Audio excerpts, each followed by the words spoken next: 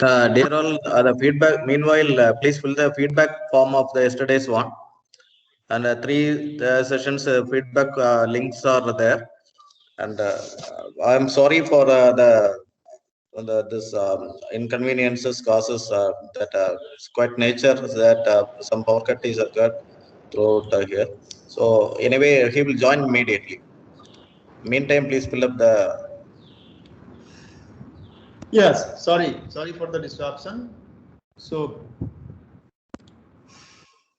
Okay, sir, please continue. Yeah. Am I audible now? The feedback form not there in the group. Yeah, no, it's in the chat box. Yesterday's one. Okay, so okay, please. Okay, once again, we are sorry for that, and it's over to Devi Prasad Dogra, sir. Yeah, sorry. Actually, there was a power outage. The entire network gone. Backup was there. Somehow the switches were off, so they had to start it again. So, so we were talking about the definition of augmented reality. I was here itself that we need to register the objects.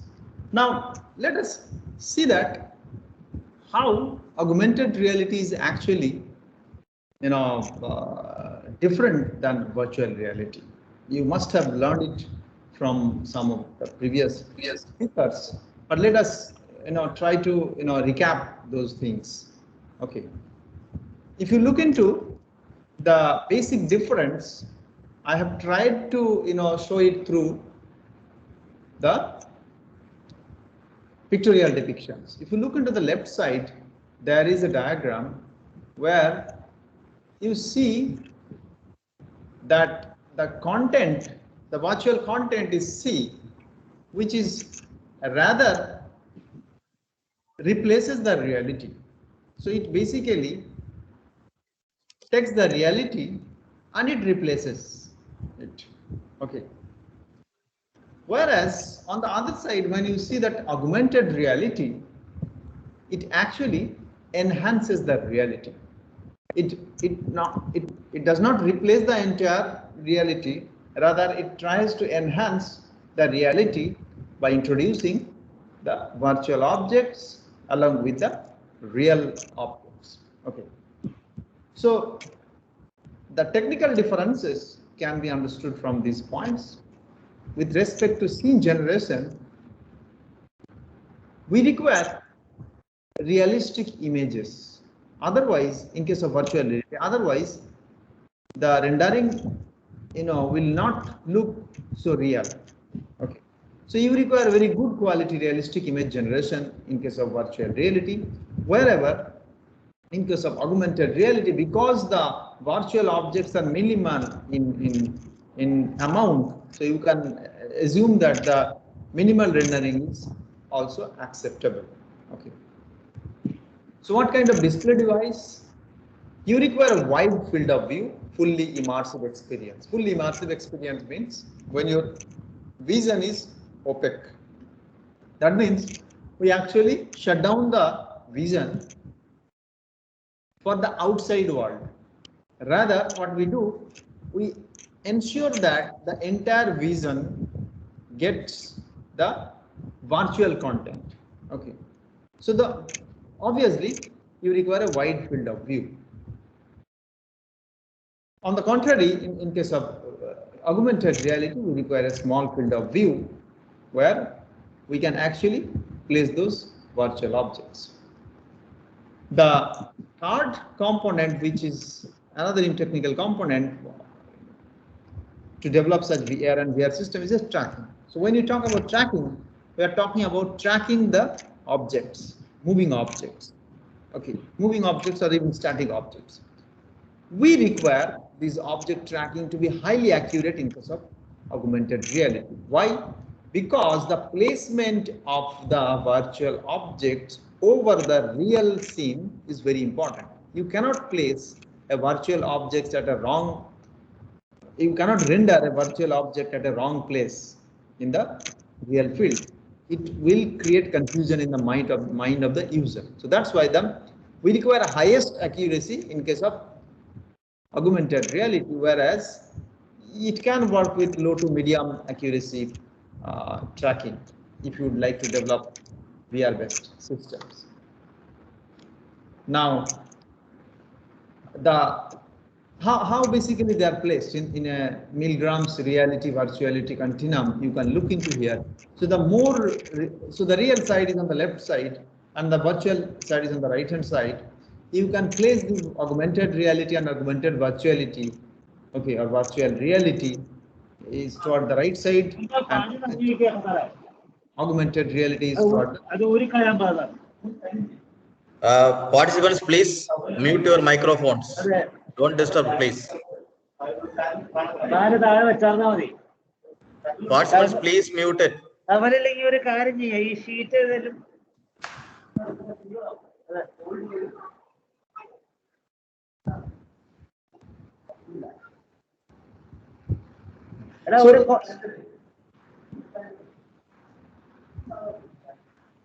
So in between we have the mixed reality. Okay, so mixed reality obviously it contains some portion of the virtual content, some real content. So if you move toward the left side, you will get more of real content and lesser of virtual content. That's basically augmented reality. If you move toward the right side, where more of virtual content, lesser of real content, then we are actually moving toward the virtual reality. Okay. Now let us jump to the domains that why we are interested to learn augmented reality, how it can be helpful for domains such as education, engineering applications, entertainment, industrial applications. We'll start with AR for education, particularly early education. If you look into the definition of learning, what do you mean by learning? Learning is basically you need to understand something and you need to remember something. Okay, so remembering happens by creating a particular type of neural network in your brain which actually produces responses based on certain inputs. Okay, so if you would like to remember something, you need to learn, you need to understand something. So how do you understand? Obviously you understand things based on its appearance, based on its color, based on its shape, and there are so many features. So you need to understand the features and then you need to encode these features so that later on you can remember it. Okay. It is a well-known fact that visual information, if the information is provided through visual aids, it will be remembered for a longer time. Okay.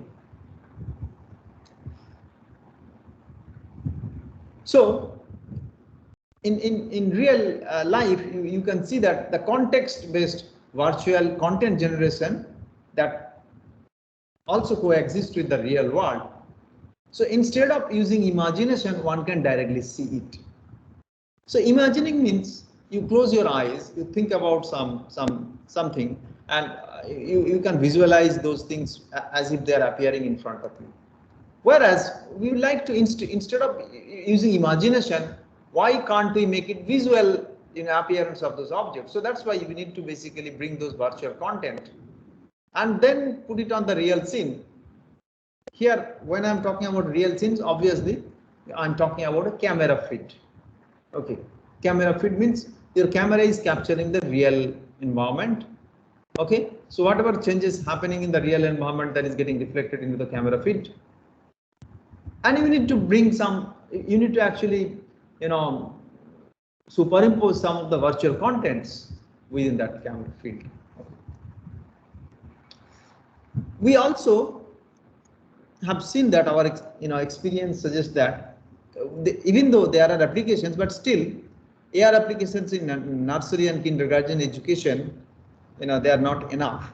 Okay, maybe you must have seen applications like Byju's and some other learning platforms where they are trying to provide virtual content, but they are not in the form of AR. Mostly they are in the form of virtual reality or in the form of animations. Okay, here what we are trying to understand that how AR can be brought into those systems. Now whenever we develop such systems, There are certain things. I told you now, tracking is very important when you are talking about, generating AR content. Okay. So if we want high quality tracking, good quality tracking of objects, we need to understand the difficulties, challenges. First of all, when the objects are moving, and if you would like to accurately identify the position of the object at each and every frame, so that's called tracking.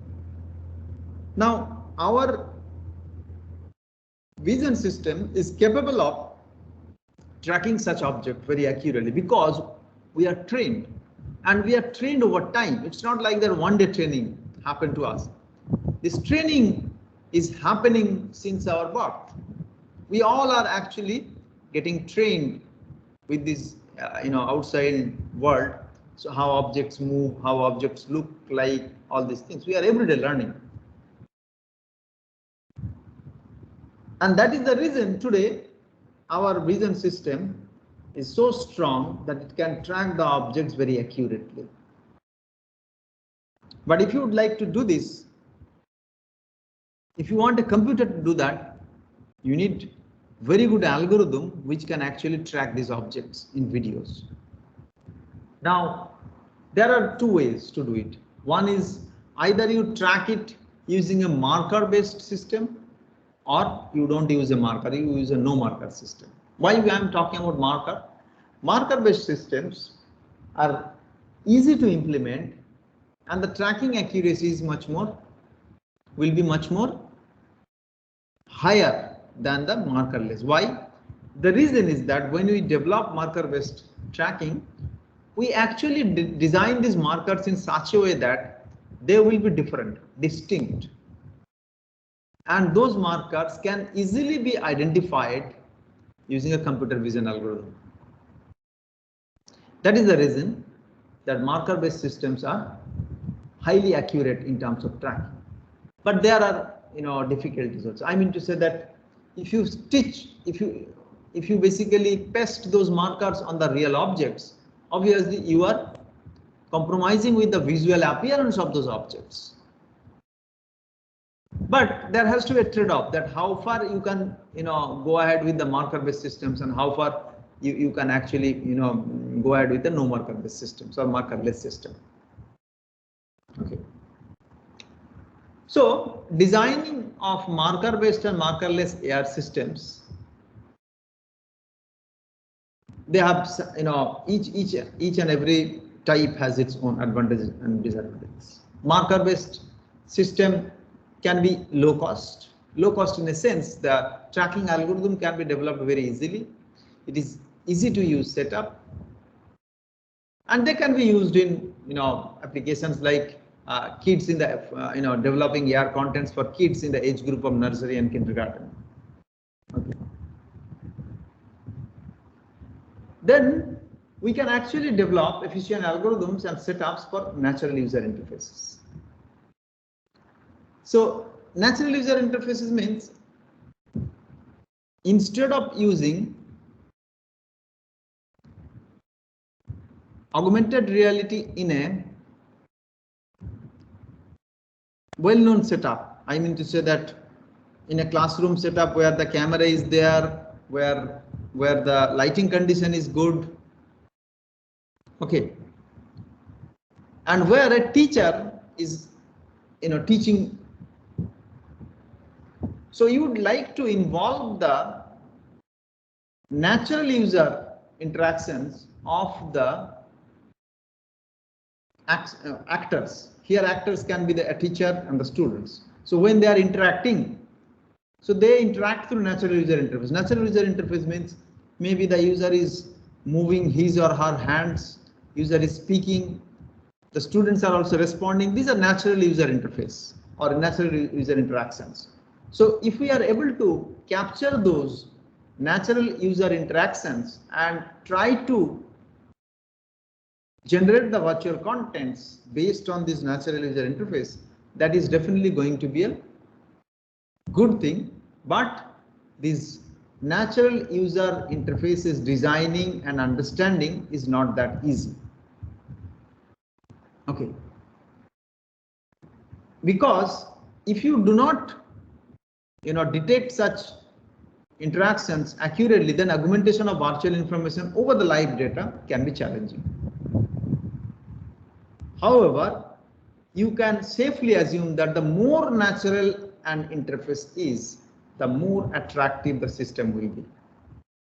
In case of markerless, it's basically more like natural user interface. I do not want to depend on a specifically designed marker to be attached with an object so that a virtual content can be rendered. That's artificial thing.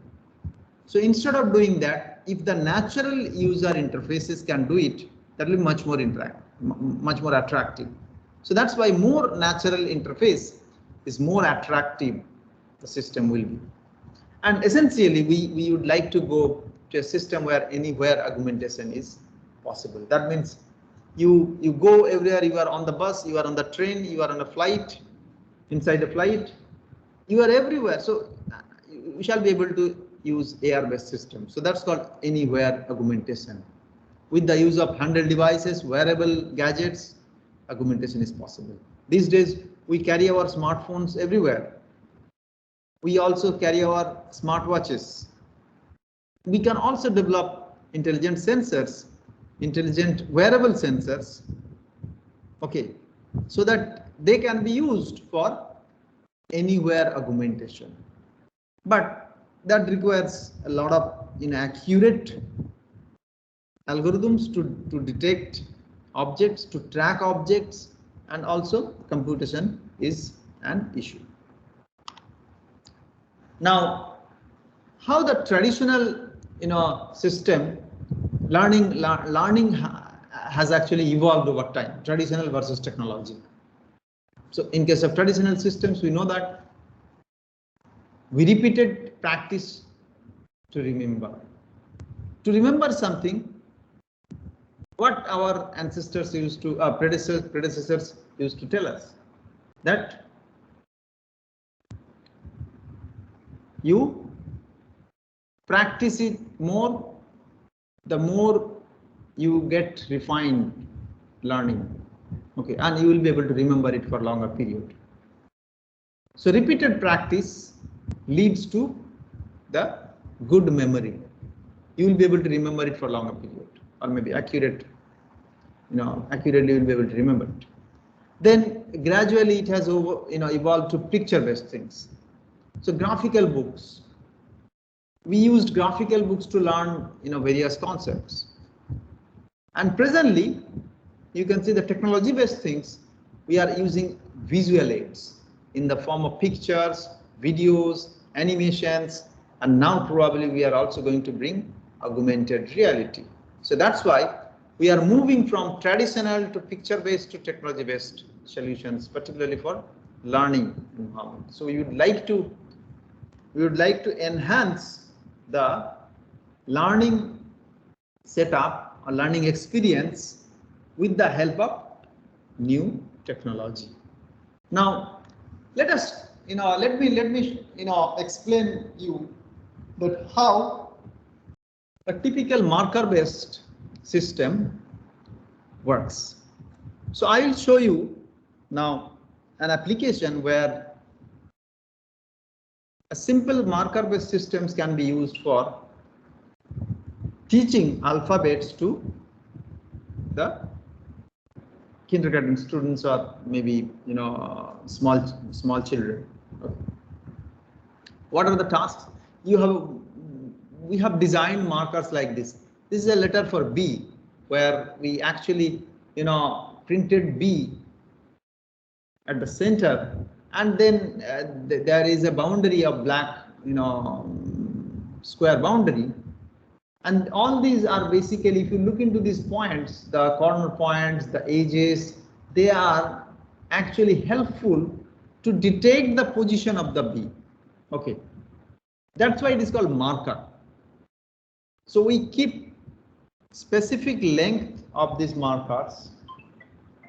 We keep specific length, lengths of these markers, widths of these markers.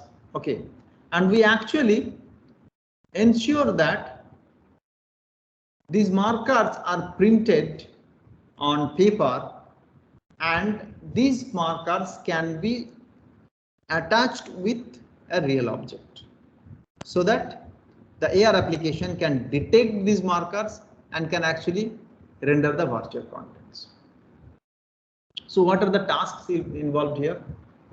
There are primarily two things. One is the marker tracking. That's why I was talking about tracking is very important. The first task is tracking, and the second one is rendering virtual object.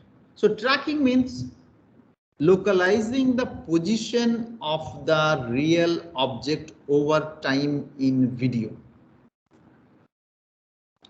So localizing or finding out the position of the real object in a video over time. So that's called tracking. Very simple definition. Why it is needed? Because unless you detect the object in each and every instance, time instance, you will not be able to render the virtual object to enhance the appearance quality of the real object. Because that is what we wanted to do, that it enhances the reality. Augmented reality enhances the reality. It does not replace the reality. It enhances the reality. So that means the real object will be there, as well as there will be some virtual content that will enhance the appearance of the real object. That is the primary objective of augmented reality. Whereas in case of virtual reality, we have seen that it is a replacement. So with respect to that, we need to then detect and track the real object accurately, so that we can place the virtual object in around it, or as per the requirement wherever we want to render it. So you cannot render a virtual object anywhere in the screen. That will not make any sense. So if you would like to render the real virtual object at a particular place, so that place needs to be detected. So that's why tracking is important. So tracking also has certain steps. Starting with pre-processing, you need to detect the marker. You need to identify the marker. First you detect that whether this is a marker region or non-marker region. Pre-processing is basically, it's a kind of signal processing step where basically you would like to remove all other unwanted components, and then you detect that where is the marker. After the marker detection, you would like to identify the marker. Marker can be of different types. So you need to identify the marker. Once you identify the marker, then the next one is the pose estimation. Why pose estimation is important? Because the pose of the marker, which is attached with the real object, is very important, because that will tell you that how far the object is from the camera in 3D, because the real object is in real world coordinate. So we'd like to know the position of the real object with respect to real world coordinate. That's why the pose estimation is very important. Once these 4 steps are over, we are happily done with the marker tracking. And once you have identified that this is the marker position with respect to the real world coordinate, then you can easily render the virtual object with respect to the camera calibrated parameters or pose parameters that you have estimated in the last step, so that the virtual object also gets rendered at right place, at right depth, at right orientation. So that's why these 2 tasks are very important. One is marker tracking, another one is rendering virtual objects. Now, I shall show you some ways to generate data. So I was actually showing you one example of a marker B. Now how do you ensure that a system learns? Obviously you can use machine learning techniques. So I will show you how basically a deep learning technique can be used to detect and identify these markers. So you know that these machine learning and deep learning techniques, they require huge amount of data. So what can be done? You simply record some of these images at different angles, maybe 0 degree, 90 degree, 180 degree, 270 degree, and you apply certain types of noises. Like you can apply illumination change, you can apply motion blur, you can apply horizontal motion blur, you can apply vertical motion blur, and you create lots of sample from the original image. And you put, otherwise what you can do, you can record a lot of original images. That is also possible. But if you do not have time, or if you do not have the capability to generate so many real life original object, images of the original object or original marker, what you can do, you can use data augmentation to generate data from the real world. Okay. So what are the challenges involved in marker tracking? If you look into it, because the markers are attached with the object, and real object, and those real objects can move. Even if your camera is static, the objects can move. If the objects are moving, then there will be certain types of noises. Okay. So detection and tracking of markers in noisy conditions such as blurring due to motion, non-uniform illumination, because the light source can illuminate some portion of the marker more brightly and some portion with lesser brightness. So that's why you need to handle such scenarios. The distortion of the markers, some portion of the marker got distorted due to the physical damage. It can happen, physical damage. You have attached a marker with a real object, and that the real object is interacting with the real other object. So there is always a chance that some portion of the marker gets damaged. So that's why distortion can happen anytime. So you'll have to handle, you need to handle these scenarios also. So I'll show you some examples. Let's take an example of a alphabet learning. We have 26 uppercase letters with 4 orientations. 4 orientation means, like I was talking about these orientations. Orientation 0 degree, orientation 90 degree, orientation 180, orientation 270. So we have 4 orientations. Okay. Now we have 26 letters, 104 classes. We have 104 number of classes and 1 for null. There is no marker class. So overall, you can actually make a system which has 105 classes. And a convolution neural network based system, architecture can actually solve this. But it requires large data sets for training. Okay. You can also create synthetic data by adopting such type of augmentation, like I was showing here. Basically you change the illumination, you do motion blur, you apply horizontal motion blur, you apply vertical motion blur, you apply both motion blurs. Okay, so you can actually generate a lot of variations in the data, and you can actually develop a system. Typically what we have seen that for this particular application, approximately 350 to 500 samples, they were sufficient to train a system. For the no marker class, you can use any publicly available data sets, like we used MIR Flickr data set, which has 25,000 images of natural images. So they were not markers, they were other images, so that we can actually train the class number 105, that no marker class. And we came with you can actually design a system like this, where your camera actually captures the live stream, it pre-processes, it detects the marker. Okay, and after the marker is detected, its background is removed, then the CNN model is used to identify the marker, and then you use the marker pose estimation with the standard pose estimation techniques, and you render the virtual objects. So this part, the dotted part, is basically marker training. During the training, you basically use a data set, and you train the classifier. Once the classifier is trained, you get the trained model. So you can remove the training part, just use the trained CNN model, and in the real life, whenever an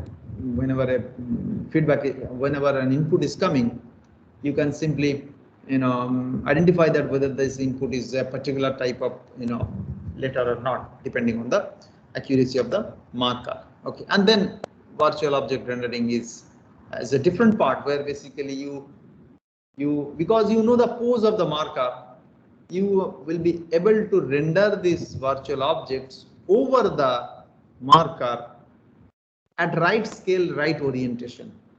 That's why this pose estimation is very important. Okay. So we tested a similar system at our laboratory. We found that with a training network designed like this, with the input and FEU with this many layers, we were able to do good classification. It was pretty good. So our architecture was something like that. You can look into it that we have actually 4 classes for each and every letter. One is 0 degree, one is 90 degree, another one is 90 degree, then another one is 180 degree, another one is 270 degree. Similarly, we have such 26 letters, so 26 into 4 equals to 104 plus 1 null class, so 105 classes, and finally we get a CNN module which is trained on 105 different types of markers and 1 non-marker class. Okay.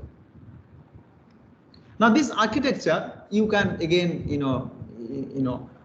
redesign it depending on the complexity of the problem you are handling it. You can increase the number of layers, you can decrease the number of layers. There is nothing like that, that this is the holy grail or this will be the fixed one. You can change it as per the requirement of your thing. Okay.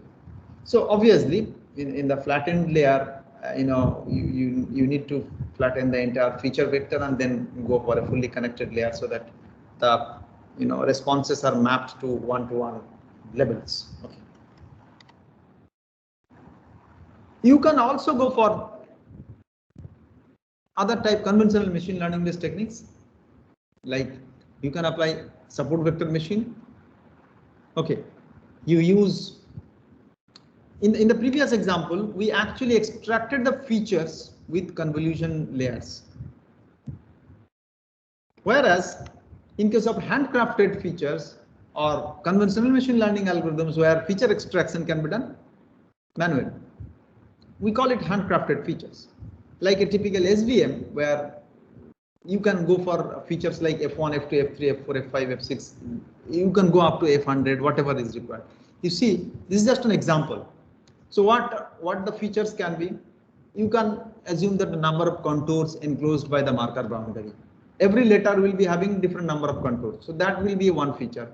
The number of points in each contour, then the perimeter of each contour, area of each contour, orientation of each contour, convexity of each contour. You can come up with a number of such features.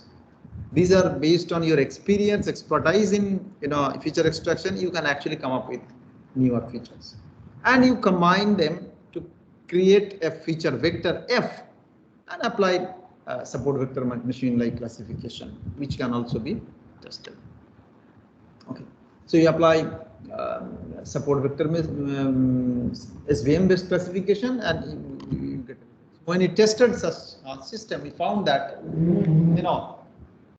actually CNN performs better, because obviously the features are more strong features extracted with the help of CNN, whereas SVM can be used for systems where you have low memory, you do not have enough computational power to perform all such training, then you can also use SVM with reduction in the accuracy. You can understand the accuracy has reduced a bit, maybe 3-4% accuracy reduction. But if your application requires lesser memory and lesser computational power, you can still go ahead with the SVM based classifier, or even you can apply other classifiers like random forest or maybe Bayesian classifiers. Okay, whatever is convenient for you. So the overall process looks like this.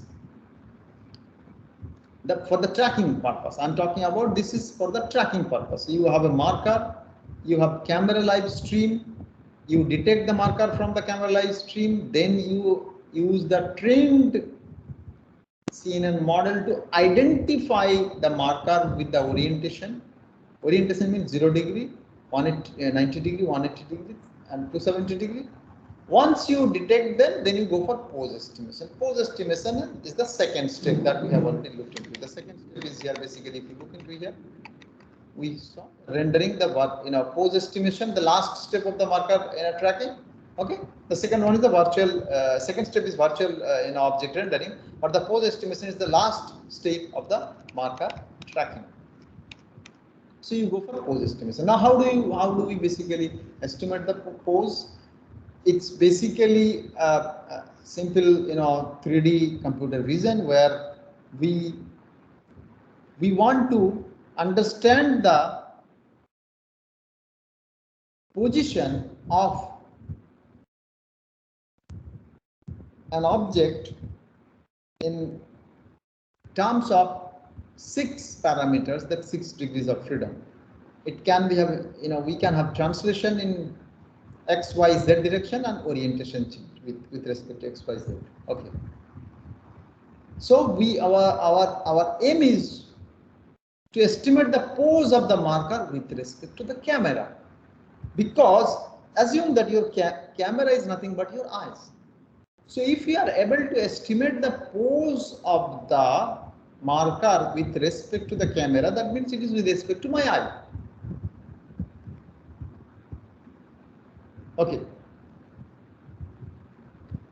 So it can be shown, this is beyond this topic, that for a calibrated camera, if your camera is calibrated with respect to a certain environment, the pose can be uniquely calculated from 4 co-planar non-collinear points. Okay.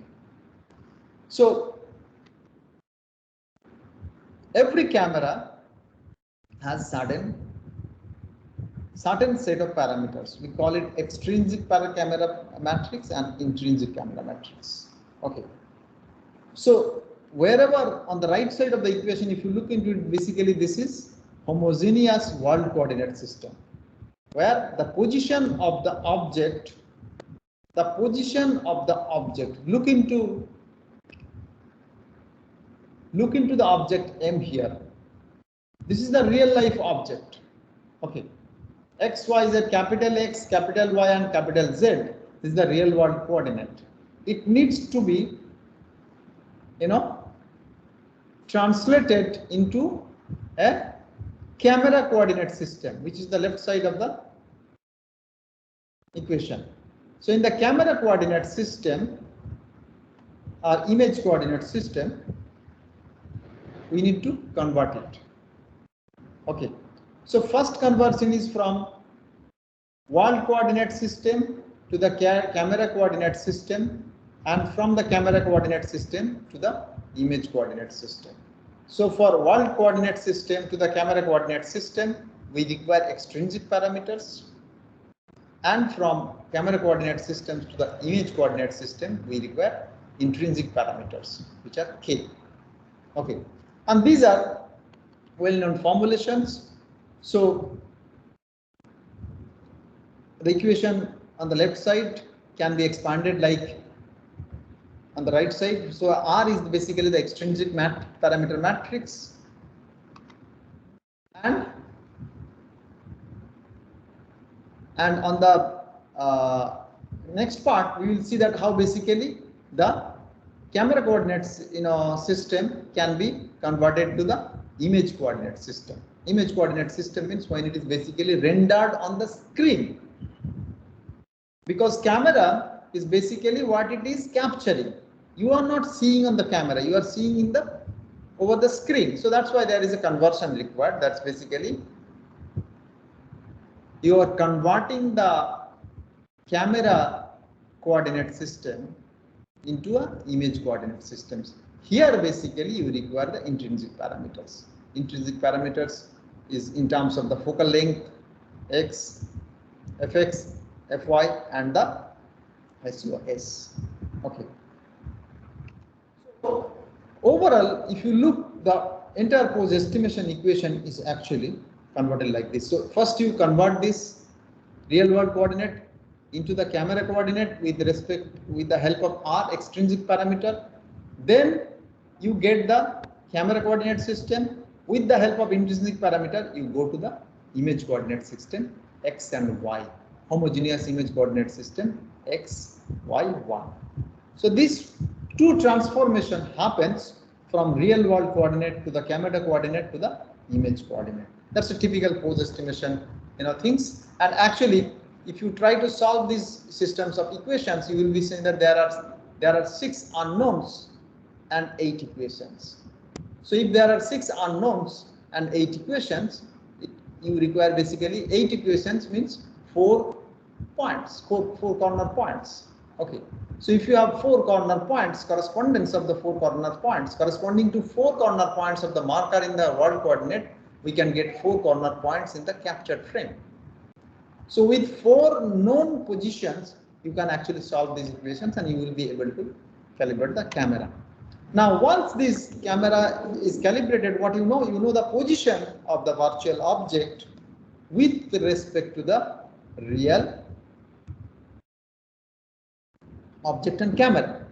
Now, once you know it, you can actually, the second step starts. Second step is basically rendering of the virtual objects. So rendering of the virtual objects happen over the live feed of the camera, and with the help of the pose estimated for the marker. Now if you look into the left side, there is a T is the marker. Okay, so the pose of T with respect to the camera that captured this image was estimated because the camera was calibrated. Now if I know the pose, so I know that how far it is slanting from the horizontal plane, how far it is from the camera. So that's why the placement of the virtual object, which is here, is a teapot. It's a 3D teapot virtual object at right at place, at right orientation. That's why it is possible. So if you look into the whenever on the left side, whenever we are moving the hand or we are moving the marker, so the pose of the marker changes. Accordingly, the virtual object also gets changed. So with these pictorial depictions, what we are trying to understand that because of the pose estimation was correct, because of the marker detection was correct. So first one is marker detection and identification, and the second one is the pose estimation, and third one is the rendering. Rendering is a trivial job actually. Rendering is basically you are bringing these virtual contents from a library, and based on the pose you are superimposing it. So that's rather a very easy job. However, the tracking part is more important, and pose estimation is very important. But we are able to track it very correctly. Estimation of the pose is done accurately. That's why rendering is more easier. You can look into it on the right side. We show multiple objects, virtual objects at the same time over 4 different markers. I have shown you the 4 markers, and I mean that C for cone, B for ball, D for donut, T for teapot. You can actually bring any other virtual content available in your library depending on the requirement. But the intention here is that we would like to show the effect of distance pose. Why? You look into the below image.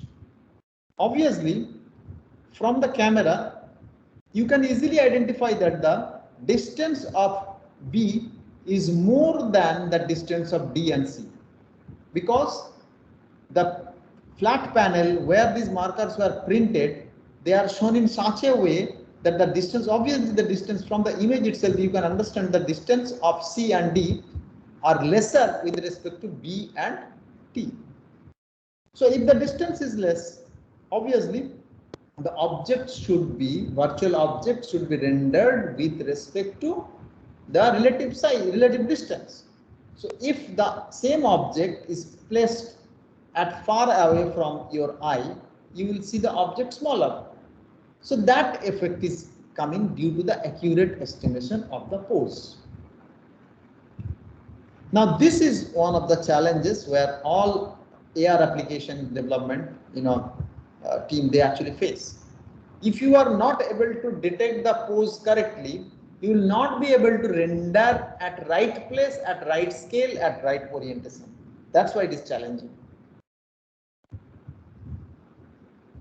So the last example in E, what we can see that based on the relative positions of these objects, virtual objects or markers, the virtual objects are rendered at that particular scale, and obviously orientation is there.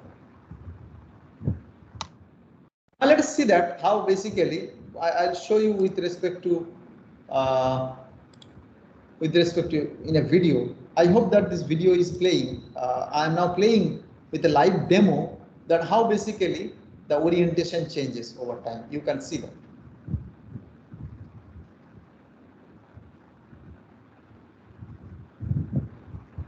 So we are moving the marker.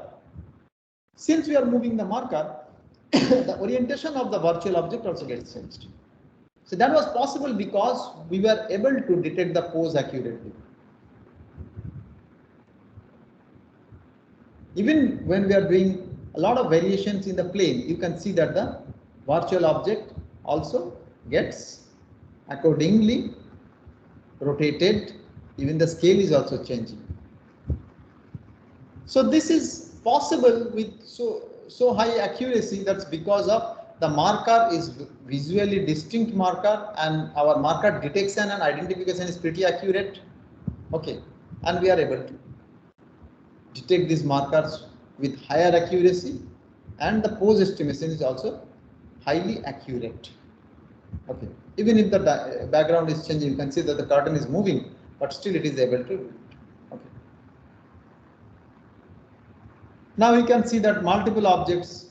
So whenever one marker goes below, then the corresponding marker virtual object also gets smaller. So these effects are coming because of the estimation of the pose, right estimation of the pose. Without right estimation of the pose, you cannot render these virtual objects with higher accuracy. Okay. So this is what. This is this is a demo just to show you that how basically marker-based system work, particularly for augmented reality-based education system. Now the question is here. Now the question here is that how basically this particular application can be used for many other tasks. It depends on what is your requirement. It depends on what is your requirement. For example, I am showing it for certain alphabets. You can actually show it for other applications also, or other alphabets also. You can bring more realistic virtual objects and contents with this one. Okay. Now, this can be extended further with a marker-less interaction. Marker-less interaction means where you would like to again estimate the pose and interact with the virtual object with respect to without using any kind of marker. Here basically a hand, but the hand which is being shown here, the user's hand can be used as a marker. Now, with the help of a device like Leap Motion, which are basically in a dual camera, setups, they can actually track it can track the position of the palm accurately, and based on the palm position, you can actually, interact with virtual objects. Okay, like for example, you tend to change the orientation of the 3D virtual cube with respect to the position of your finger. This is just a demo but this is still challenging. You can see that when we were seeing the previous example, the rendering, the movement were more accurate because there was a marker. Here, what we are doing, we are basically detecting the palm, okay, with respect to the position of the Leap Motion device. Even the Leap Motion, is able to detect the palm, but the detection accuracy is not so high. As it is not so high, it was not able to, interact more accurately. So these sort of things require much more, research, and you can actually come up with more accurate applications. In the next part, I shall show you some AR applications which can be used for people with different kinds of disabilities. I am talking about needy people in a sense that, for example, there are people who face challenges due to, visually impaired people, maybe some people with maybe having their own other types of disabilities. How AR can be helpful for them? That is what I will show you one example, that how disabilities work. So one of my research student, Ajay, he is working, he's doing his PhD in this area. He with his other team members developed an application that's called Pluto AR, which has actually won a hackathon, worldwide hackathon happened at Manchester, UK in 2017. They actually developed a small, mobile phone-based application that they have named it as Pluto AR, with a, which is an inexpensive, interactive, engaging, and portable platform for learning. So with this application, it can actually be used for understanding, describing stories, simple mathematical equations, elementary physics, maze solving, and other things. Okay.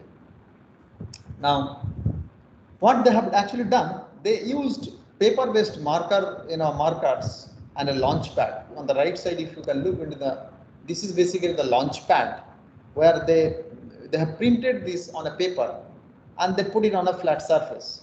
And on the top, they actually designed such markers. Whenever you place this, you cut these markers into rectangular shape and you put them over this launch pad in this, particularly in this place, okay, the virtual content will come. I'll show you that why it is important. Now, we actually took this application to a school which is called Chetna School. There are some gifted child are there.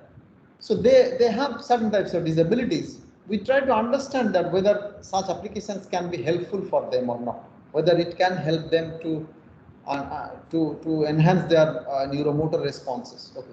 So initially our observation told that even this kid was not paying attention at the beginning of when we actually demonstrated these things to them. So as the demo went on, he gradually showed interest and he was trying to interact, which was unlikely, as the teacher actually told us that usually this particular kid he did not interact with the other persons. Okay. So at the end, we were amazed to see that this particular kid was highly interested to actually grab this virtual object when these objects were getting actually rendered. So we do not want to conclude anything from these small experiments, but probably what we can say that such applications can be useful and helpful for people like this. Okay. So I'll show you now a small demo that how basically it works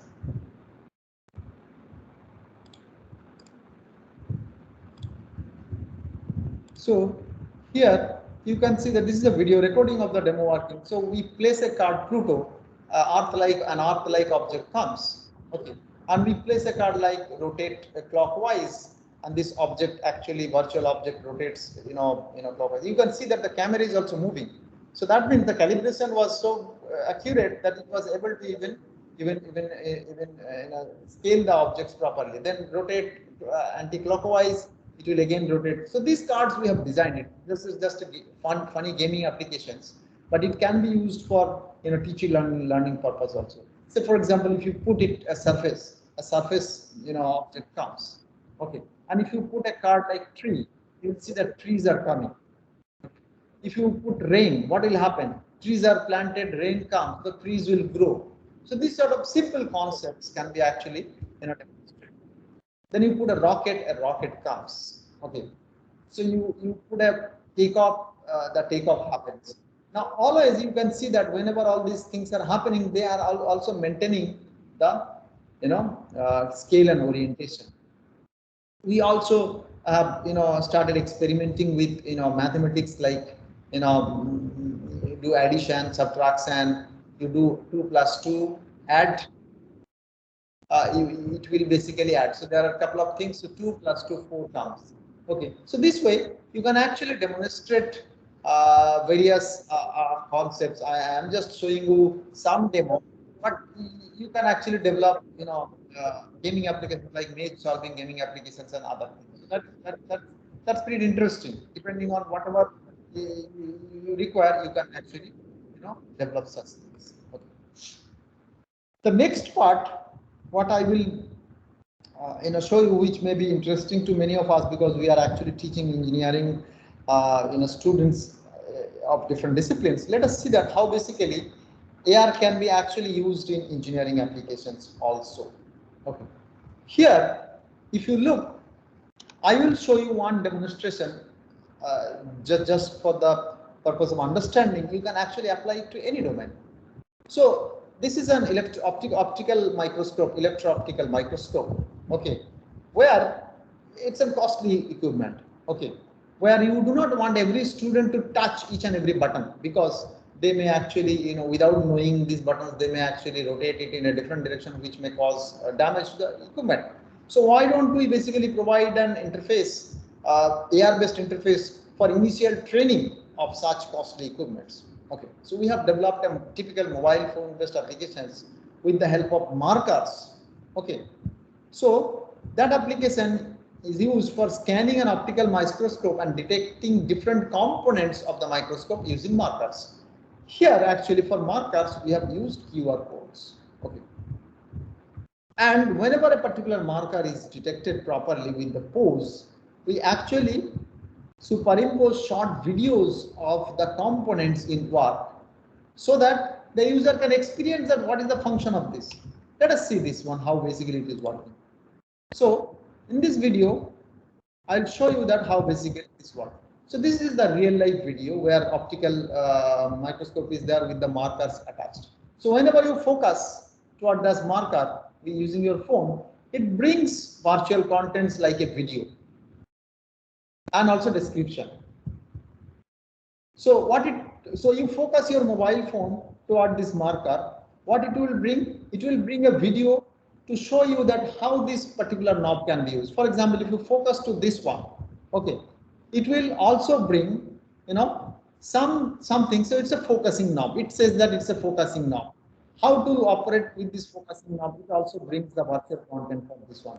You go to another one marker, it attached to a different location. It shows that it's a magnification change. How the magnification level can be changed with the help of these knobs. Okay, so these are all small units where actually you can attach these markers, and with the help of AR-based application, okay, you can actually demonstrate the functionality of this complex equipment without even touching these equipments. That is what actually we wanted to develop. And this is only one example. You can actually develop such examples if your tracking and calibration, which are the two important part of the first component, and the second one is the virtual content. Virtual content, I assume that you bring it from the library. Okay, so these three components are ready with you. You can actually develop any such AR-based applications for any engineering equipment or other physics, chemistry laboratory equipments which are very costly or very complex in nature. You would like them students to interact with them without touching. Okay, with the help of maybe their mobile phone kind of thing, you can actually apply. Now here we have used QR code based markers. Actually, if you would like to remove these markers, then it is also possible. You need to train the system with the images of these objects. For example, the knobs. If you basically take a lots of images of these knobs from different angle and then train again a classifier, CNN classifier, then the classifier will be able to identify that, okay, this is a knob. Okay, so I need to bring the corresponding virtual content pattern into this knob. So you can actually remove the dependency of the marker. So that was one example that how basically augmented reality can be used for engineering education. It can be used for industrial applications also and robotic applications also. For example, if you have a robot attached, which is a moving robot which performs certain things. Okay, so if the robot is AR capable, it can actually identify those objects properly. Okay, and it can actually call those virtual contents to enhance the experience. Okay, so for example, you would like to develop an autonomous vehicle where the autonomous vehicle is equipped with several cameras, attached camera, leader and other sensors to capture the environment, and it actually sends these signals back to the base station where you do the processing. Okay, so with the help of such pose estimation and rendering of virtual objects over the live feed, you can actually enhance the appearance of the environment, so that a driver who is learning the driving without even sitting inside the car can actually get get an exposure to the real world environment. Okay. So the other domain can be AR in cultural learning. So I will show you some of the applications that are currently under development at IIT Bhubaneswar. We are doing it. We are trying to help these dancers, particularly those are learning dances, Indian classical dance, like any kind of Indian classical dance like Kuchipudi, Natya Shastra, all these classical dancing, which require expertise. Okay, but however, when you come back to your home after learning, you would like to see that how accurately you are performing. So we have started experimenting with such thing with the help of dance postures, how accurately you are performing. This is one of my students. He's actually trying to develop a system to understand that whether augmented reality based feedback can be helpful for a person who is self-learning dance. Okay, so how so we can use different types of devices for recording such things. One is you can use motion capturing jackets, like you can use full body jacket. Shadow motion is one jacket, but that is less comfortable. Wearing a jacket and you do dance, it's not not natural things. So, and also feedback is less reliable. Whereas in case of systems like if you use Microsoft Kinect, facial recognition had a problem. Okay, so we simply went to a video-based things where basically video segmentation was applied, then posture classification, then posture sequence mapping, then we displayed things, then analysis the learner's performance, and then obviously the feedback. These are the steps which are required for different steps of the learning AR for cultural learning design. Okay, so the first step is the skeletal representations. So for example, if you get a feedback like this, on the left side you get those on the left side of the image, you can see that there are important points like yellow points and red points. There are certain important yellow points and important points, joints, which can be used basically to create a skeleton like this. Now these skeletons can be actually compared with respect to the ground truth skeleton or the actual posture skeleton, and you can actually estimate. For example, you perform mudras, hasta mudras. Now whether these mudras are done accurately or not, you can actually by rendering the virtual objects or the virtual skeletons, okay, over the real, you can understand that whether you are doing it correctly or not. Okay. So this is what, for example, there are false cases also. For example, the right side, you can see that the detection system was not able to detect the middle finger of this right side. Okay. So this is an error. So these sort of errors can be again dealt with if you do the training with larger amount of data. Okay. And if you're maybe you need to change the model which is actually recognizing these postures. So there are lots of research challenges involved here. Okay. And as you would like to get the feedback, now you can see that the real posture should be like this. Okay. And whereas your posture is like this, so you can get an ideal versus actual posture difference, so that you get a direct feedback during. Let's assume that you are the learner is dancing and there is a projection on in front of the learner. So instantly the learner gets a feedback whether her or his posture is accurate as per the ground truth posture or not. That will essentially help. That's a kind of feedback. Okay, so that is what actually can be useful for a person to learn during the practice session as well. So this is where this is another domain where augmented reality can be applied. Okay. So there are certain issues, obviously.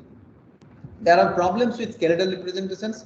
The actual versus ideal mapping, as shown earlier, can be used to see some errors visually, but such an overlap becomes clumsy in case of skeleton representation. So basically, if you do a skeleton representation one after another one, you may get confused also. So you need to come up with good visual representations of the skeletons and how they can provide visual feedbacks to the learner. Okay. So this is an open domain. People who are interested to work, they can actually take up this as a challenge and come up with new solutions. Okay. And finally, I would like to show you some other applications of AR, particularly in human-computer interface. So if you look into it in banking applications, there is a authentication process. So how do we basically authenticate ourselves in bank? Obviously through signatures or through fingerprint or through other type of biometry. So why don't we basically perform authentication with respect to your signature on air? So virtual signature, you basically perform your signature on air. Okay, and it tries to matches. So if you look into here on the below image here, basically the person actually signs on the air, and this is the signature trail. I'm just showing the signature trail just for depiction. If you want to hide it, you can hide this signature trail also. Now this signature trail can be compared with certain stored signature, and it can be actually check that whether this person is the same person or not. So there are several challenges also. I mean to say, and also there are certain advantages also, because these signatures, since you are not doing the signature on a paper, you have a third dimension involved. Because you are signing on air, you have X, Y, and Z. So this X, Y, and Z also provides additional information. The depth information which was not earlier available on paper-based signature can be helpful here also. So that is what I feel that HCI and AR augmented reality has also good partnership. So people who are interested to work in HCI also, they can also take the help of augmented reality to come up with more interesting applications that can be useful for banking sector as well. Okay, so I'm just showing you one particular flowchart where basically we start with a typical leap motion based signal acquisition systems. So we capture the raw signals, we extract the features, you do perform certain types of feature extraction with the help of manually handcrafted features, and then you basically you apply classifiers like KNN based classifier or hidden Markov based classifier, and you perform classification and verification. This is a typical pipeline. This pipeline can be changed, and you can actually come up with more concrete, or more advanced pipeline with the help of deep learning based architecture also. This is just an example I'm showing. Okay, I think with this I shall stop my presentation. Now I'll be ready to take up questions if you have any. Okay. Thank you. Thank you, Professor. Dear participants, this is the time of interaction. Okay, so already I mentioned that this our eminent speaker who is doing his work in this AR, VR, and he has delivered a lot of lectures. So please make use of him, make use of this occasion, and try to clear your doubts. That will be benefited to your students. So over to participants now.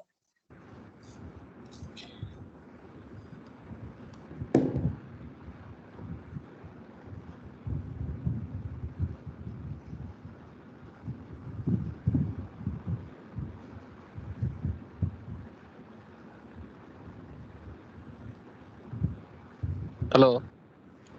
Yes. Yes, sir. Yes, sir. Yeah. This is Vijay Rajan, sir.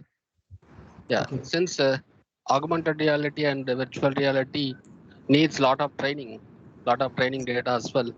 What should be the computing requirement in terms of software and hardware? What should be the computing requirement with respect to software and hardware? So if you are talking about deep learning based architecture, obviously you require heavy computing devices. For example, you need GPU enabled things. But I have observed that depending on the type of data that you are working with, okay, you can actually even develop such systems with a simple typical machines. Okay, with a memory of these days, you get the computing devices with 4 GB, 8 GB of RAM. These are sufficient to develop such applications. But if you are going for high quality rendering, then you may require GPU. Okay, high quality rendering as well as a very deep neural network to train some system. You may require GPU based systems. Okay. It's very difficult to tell that what exactly how much amount of memory and how much amount of computational power is required. It depends, but NVIDIA has several options for that. You can go for low cost editions also, NVIDIA GPUs, which you require both the rendering part as well as the GPU part. Rendering GPUs are different and computational GPUs are different. Okay, so you'll have to look into it, that which part is more important. If you are more on tracking and object recognition, you require GPUs which are helpful toward that. If you require more on the rendering part, then you require GPUs which are more supportive for those rendering purposes. Thank you, sir. Thank you. Sir, good morning, sir. Good morning. This is Dr. Ashok Kumar, sir. Yes. Beginner. I have one small doubt, sir. Two parts are there, what I observed, and especially the second part, rendering. This part only I am getting a little bit of confusion regarding implementation. How that implementation is happening in rendering part, sir? No, actually, I'll tell you, for rendering, actually there are good softwares available. You can use Vuforia, you can use Unity 3D, you can use OpenGL. Okay, these softwares are open source softwares. Okay, sometimes you may pay, you may need to buy a license, but some academic versions are available. You can use those open source academic versions. Okay, and start rendering small objects. If you would like to render very complex professional objects, you require softwares like Maya, which is very expensive software. Okay, I don't know academic version of the Maya how far it supports, but rendering, obviously it's a costly software you require. Experience, if you talk about experience, then in those software they will always provide with basic utility interfaces, which you can easily use them without even knowing a single lines of codes. Okay, because those interfaces are very easy interface. You just represent the get the object into your library and call it. So that is what happens. You just need to understand that how this function works actually. Nothing much is required. You need to spend some time. Okay. Sir, one thing, sir, the first part, it can be implemented with Python and all the machine learning libraries and image things. Whether it can be there inside that tools, sir, that Maya are you are telling, or we have to integrate. Both are different. Sir. No, you'll have to integrate them. You'll have to integrate them. That's what I'm saying. You'll have to integrate them. So you need to find out the interface so that the integration happens smoothly. Okay. That means first part is Python only. First part is Python. First, Python is basically required for basically implementing your deep learning concepts like object detection, tracking, pose estimation, and all these things you can easily implement in Python. But whereas in terms of rendering actually the virtual, those rendering things happen into different platform. So you just need to make sure that they actually talk to each other. Okay. Well, that means Python is having interface to that tools, sir? Right. You just need to convert those codes. Yeah. Okay. You have done conversion. After that, you deployed in that tools. Right. Is it, sir? You need to do conversion. You need to do conversion because Python directly, I could not find any easily available interface, but you need to convert it, and this conversion is my students are actually doing it. Okay, that's why, sir, I'm asking it clearly.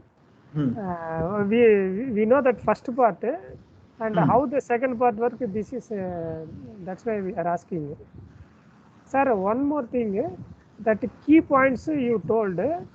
Right. How that key points are selected, sir, or it is fixed anything, something like that? No, key points, again, key points can be selected based on, say, corner points. You can use, shift key points, surf key points, or you can even,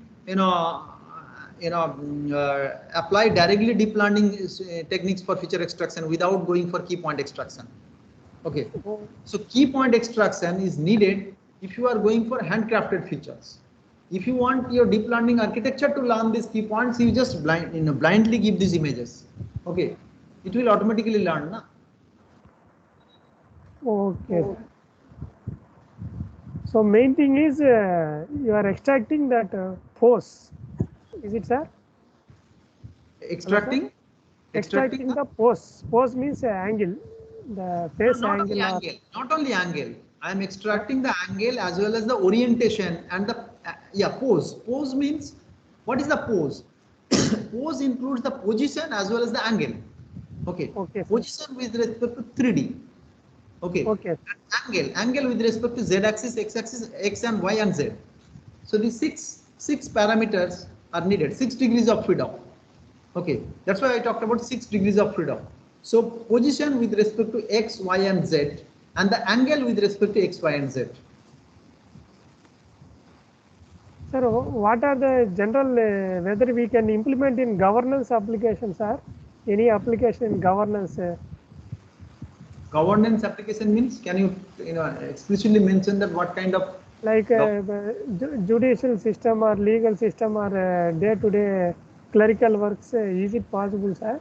No, is it possible? You'll have to, again, I will tell you, you'll have to understand that what is the requirement of the application. If the application requires visual enhancement, okay, then possibly you can come up with some solutions. Like in teaching learning process, often we explain concept to our students. Okay, now those concepts are more clear if you visually represent them. That is the reason that AR has many applications in education and entertainment. Okay, so if you are talking about judiciary and office environment, you'll have to understand that what is the requirement. If you require more visualization, then probably you can bring augmented reality there. It's very difficult to comment, exactly where it can be applied without knowing the actual requirement. Okay, but you can figure it out that, say for example, in an office environment, people are scanning documents or people are basically sorting out documents. Okay, does actually visual representations of the document help? So if this way you can come up, with the use cases, then probably you can develop some method. Okay, sir. Okay, sir. Thanks. Thank you, sir. Yes.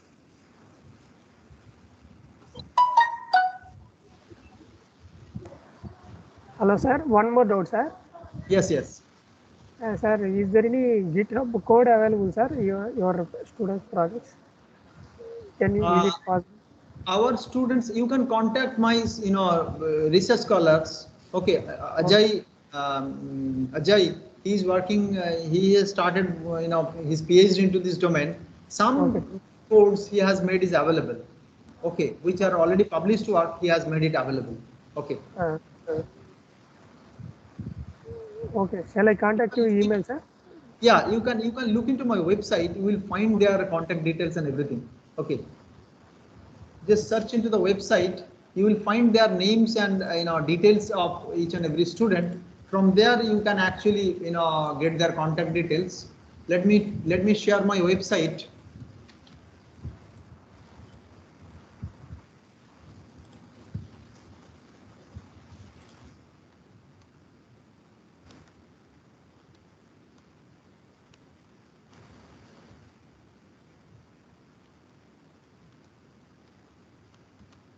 So Mr. Ajay Das, he is a PhD scholar.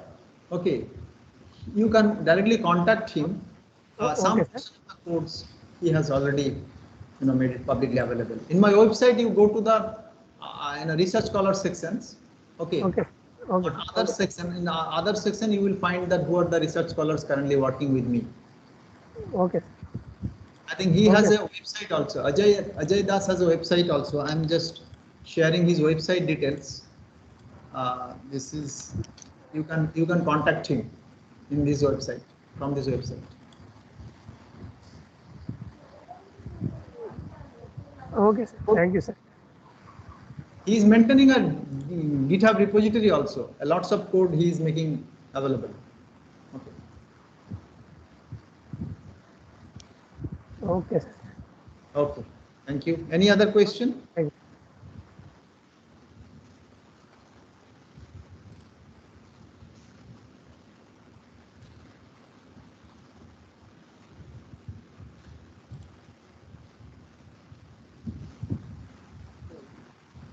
Participants, any questions? Any questions?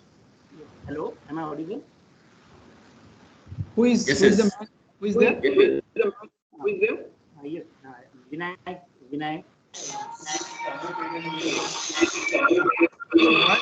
What are the different techniques?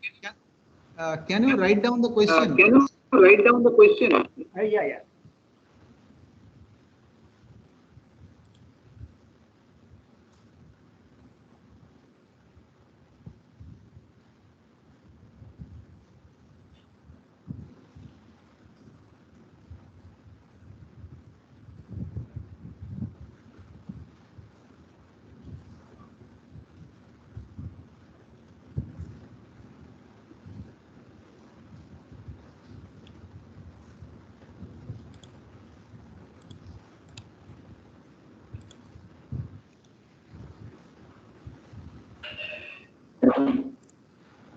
What are the different techniques? Different techniques means I have told that you can use deep learning based techniques mainly, because in markerless you do not attach the markers. So you need to detect real world objects. So for real world object detection, you can apply simple YOLO. Okay, so you can apply YOLO detection, and any other CNN based object detection, any other CNN based object detection technique. So there is nothing like that exactly this method will work. You can design a CNN based object detection and tracking methods, which are plenty available. Okay, you can actually use them. I have used a very simple CNN based architecture that I have shown in today's presentation. You can change that architecture also.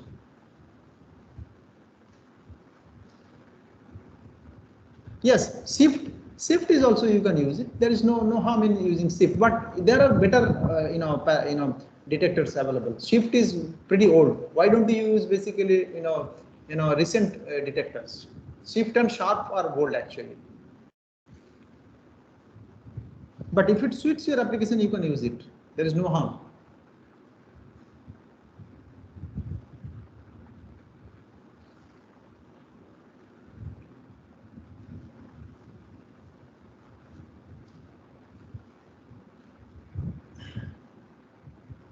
So any other question, query?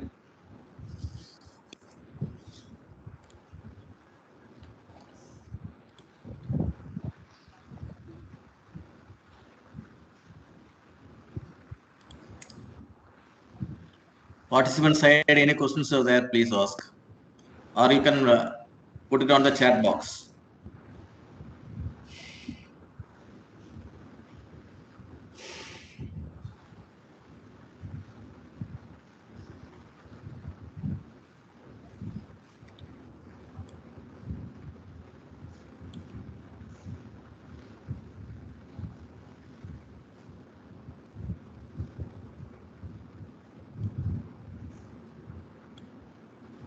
Okay, if there is no questions, we can wind up.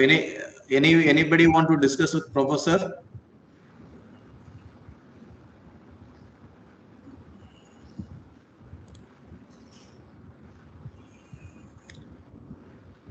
Okay, sir. Thank you.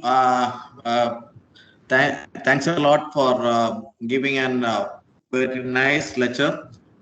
And it is very useful to the faculty member how to teach with the AR and how to make their research in AR, as well as even the school education, how they can use the AR technologies.